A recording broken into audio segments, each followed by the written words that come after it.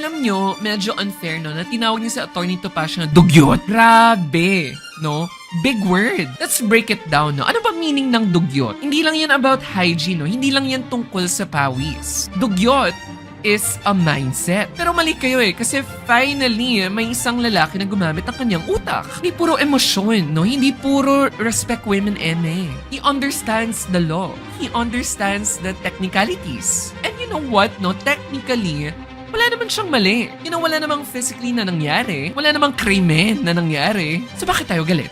No? Kasi ganito kami mga lalaki. We don't deal with feelings, so we deal with facts. Facts like kung hindi ka hinawakan, hindi ka binastos. Facts like kung hindi ka umiyak agad, hindi ka nasaktan. Facts like kung hindi namin na-experience, hindi siya totoo. So yun, no? Happy Women's Month ulit from us, the men. Kasi this month, no, parang ang dami natin natutunan as a society na kapag may nangyari, kasalanan ng damit. Pag may naramdaman kami, biology lang yan. Pag may nasabi kami, freedom of speech, you know? Pag may naitanong kami, you know, that's just public service. At kapag may na-explain kami, that's just, you know, common sense. Galing, no?